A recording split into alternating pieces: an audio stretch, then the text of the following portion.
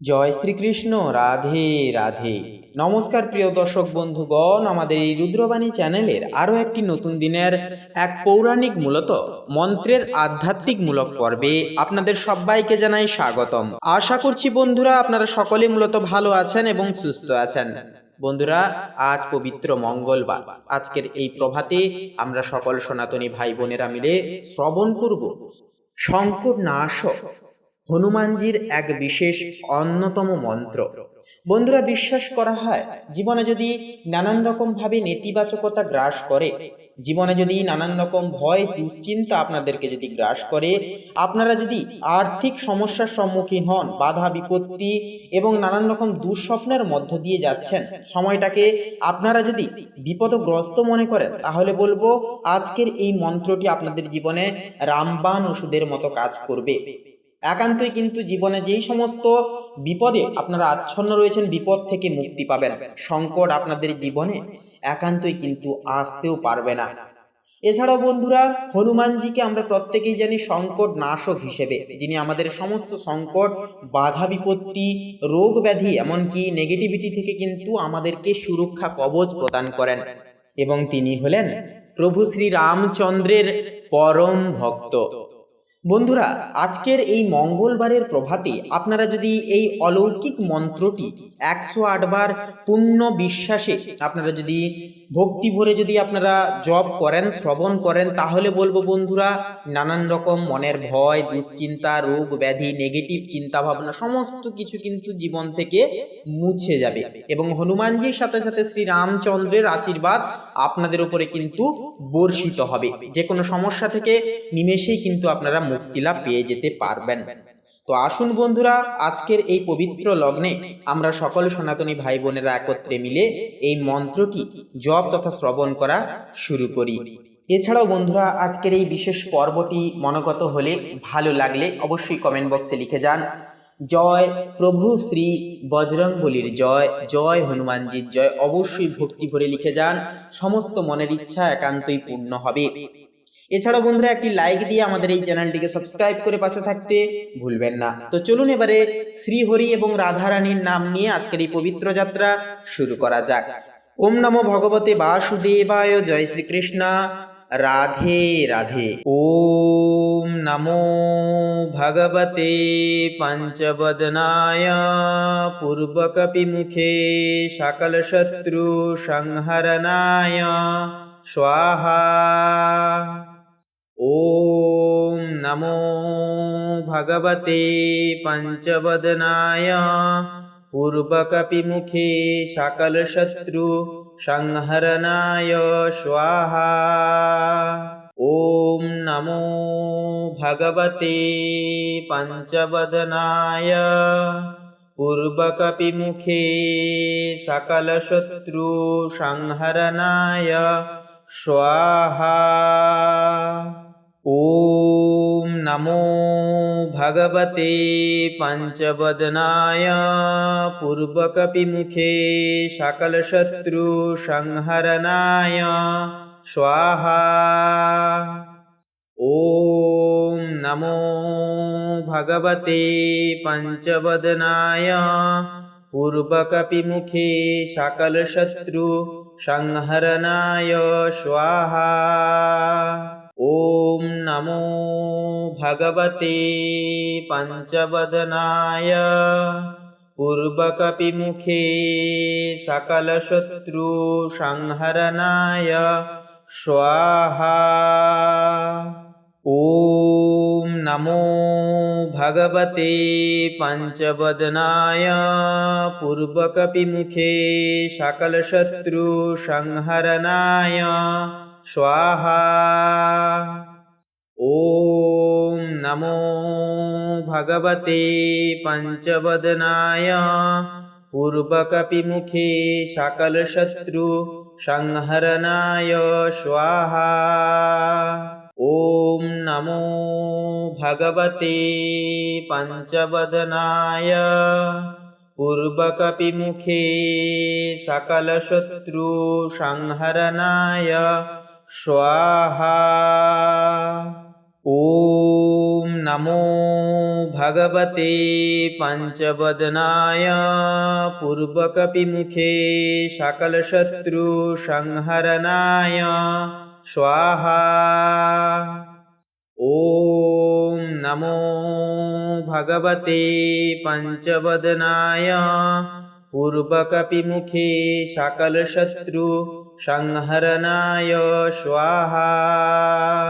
ॐ नमो भगवते पञ्चवदनाय पूर्वकपिमुखे सकलशत्रुसंहरणाय स्वाहा। ॐ नमो भगवते पञ्चवदनाय पूर्वकपिमुखे सकलशत्रुसंहरणाय स्वाहा। ॐ नमो भगवते पञ्चवदनाय पूर्वकपिमुखे सकलशत्रुसंहरणाय स्वाहा। ॐ नमो भगवते पञ्चवदनाय पूर्वकपिमुखे सकलशत्रुसंहरणाय स्वाहा। ॐ नमो भगवते पञ्चवदनाय पूर्वकपिमुखे सकलशत्रुसंहरणाय स्वाहा। ॐ नमो भगवते पञ्चवदनाय पूर्वकपिमुखे सकलशत्रुसंहरणाय स्वाहा। ॐ नमो भगवते पञ्चवदनाय पूर्वकपिमुखे सकलशत्रुसंहरणाय स्वाहा। ॐ नमो भगवते पञ्चवदनाय पूर्वकपिमुखे सकलशत्रुसंहरणाय स्वाहा। ॐ नमो भगवते पञ्चवदनाय पूर्वकपिमुखे सकलशत्रुसंहरणाय स्वाहा। ॐ नमो भगवते पञ्चवदनाय पूर्वकपिमुखे सकलशत्रुसंहरणाय स्वाहा। ॐ नमो भगवते पञ्चवदनाय पूर्वकपिमुखे सकलशत्रुसंहरणाय स्वाहा। ॐ नमो भगवते पञ्चवदनाय पूर्वकपिमुखे सकलशत्रुसंहरणाय स्वाहा। ॐ नमो भगवते पञ्चवदनाय पूर्वकपिमुखे सकलशत्रुसंहरणाय स्वाहा। ॐ नमो भगवते पञ्चवदनाय पूर्वकपिमुखे सकलशत्रुसंहरणाय स्वाहा। ॐ नमो भगवते पञ्चवदनाय पूर्वकपिमुखे सकलशत्रुसंहरणाय स्वाहा। ॐ नमो भगवते पञ्चवदनाय पूर्वकपिमुखे सकलशत्रुसंहरणाय स्वाहा।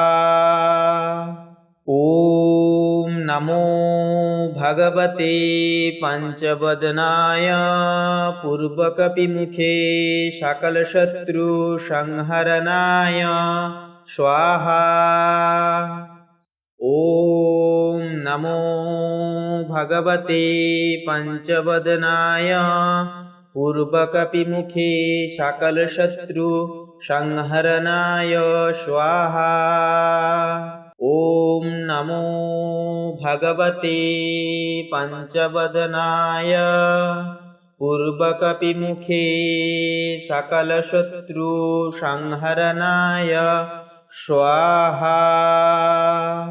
ॐ नमो भगवते पंचवदनाय पूर्वकपिमुखे सकलशत्रु संहरणाय स्वाहा। ॐ नमो भगवते पंचवदनाय पूर्वकपिमुखे सकलशत्रु संहरणाय स्वाहा। ॐ नमो भगवते पंचवदनाय पूर्वकपिमुखे सकलशत्रु संहरणाय स्वाहा। ॐ नमो भगवते पंचवदनाय पूर्वकपिमुखे सकलशत्रु संहरणाय स्वाहा। ॐ नमो भगवते पंचवदनाय पूर्वकपिमुखे सकलशत्रु संहरणाय स्वाहा। ॐ नमो भगवते पंचवदनाय पूर्वकपिमुखे सकलशत्रु संहरणाय स्वाहा। ॐ नमो भगवते पंचवदनाय पूर्वकपिमुखे सकलशत्रु संहरणाय स्वाहा। ॐ नमो भगवते पंचवदनाय पूर्वकपिमुखे सकलशत्रु संहरणाय स्वाहा। ॐ नमो भगवते पंचवदनाय पूर्वकपिमुखे सकलशत्रु संहरणाय स्वाहा। ॐ नमो भगवते पंचवदनाय पूर्वकपिमुखे सकलशत्रु संहरणाय स्वाहा। ॐ नमो भगवते पंचवदनाय पूर्वकपिमुखे सकलशत्रु संहरणाय स्वाहा। ॐ नमो भगवते पंचवदनाय पूर्वकपिमुखे सकलशत्रु संहरणाय स्वाहा। ॐ नमो भगवते पंचवदनाय पूर्वकपिमुखे सकलशत्रु संहरणाय स्वाहा। ॐ नमो भगवते पंचवदनाय पूर्वकपिमुखे सकलशत्रु संहरणाय स्वाहा। ॐ नमो भगवते पंचवदनाय पूर्वकपिमुखे सकलशत्रु संहरणाय स्वाहा। ॐ नमो भगवते पंचवदनाय पूर्वकपिमुखे सकलशत्रु संहरणाय स्वाहा। ॐ नमो भगवते पंचवदनाय पूर्वकपिमुखे सकलशत्रु संहरणाय स्वाहा। ॐ नमो भगवते पंचवदनाय पूर्वकपिमुखे सकलशत्रु संहरणाय स्वाहा। ॐ नमो भगवते पञ्चवदनाय पूर्वकपिमुखे सकलशत्रुसंहरणाय स्वाहा।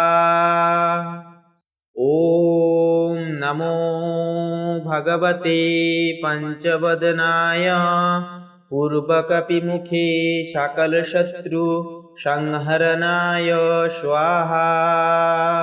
ॐ नमो भगवते पञ्चवदनाय पूर्वकपिमुखे सकलशत्रुसंहरणाय स्वाहा। ॐ नमो भगवते पञ्चवदनाय पूर्वकपिमुखे सकलशत्रुसंहरणाय स्वाहा। ॐ नमो भगवते पञ्चवदनाय पूर्वकपिमुखे सकलशत्रुसंहरणाय स्वाहा। ॐ नमो भगवते पञ्चवदनाय पूर्वकपिमुखे सकलशत्रुसंहरणाय स्वाहा। ॐ नमो भगवते पञ्चवदनाय पूर्वकपिमुखे सकलशत्रुसंहरणाय स्वाहा। ॐ नमो भगवते पञ्चवदनाय पूर्वकपिमुखे सकलशत्रुसंहरणाय स्वाहा।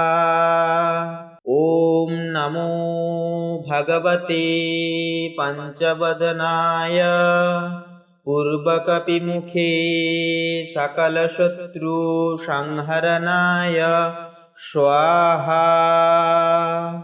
ॐ नमो भगवते पञ्चवदनाय पूर्वकपिमुखे सकलशत्रुसंहरणाय स्वाहा। ॐ नमो भगवते पञ्चवदनाय पूर्वकपिमुखे सकलशत्रुसंहरणाय स्वाहा। ॐ नमो भगवते पञ्चवदनाय पूर्वकपिमुखे सकलशत्रुसंहरणाय स्वाहा। ॐ नमो भगवते पञ्चवदनाय पूर्वकपिमुखे सकलशत्रुसंहरणाय स्वाहा। ॐ नमो भगवते पञ्चवदनाय पूर्वकपिमुखे सकलशत्रुसंहरणाय स्वाहा। ॐ नमो भगवते पञ्चवदनाय पूर्वकपिमुखे सकलशत्रुसंहरणाय स्वाहा। ॐ नमो भगवते पञ्चवदनाय पूर्वकपिमुखे सकलशत्रुसंहरणाय स्वाहा। ॐ नमो भगवते पञ्चवदनाय पूर्वकपिमुखे सकलशत्रुसंहरणाय स्वाहा।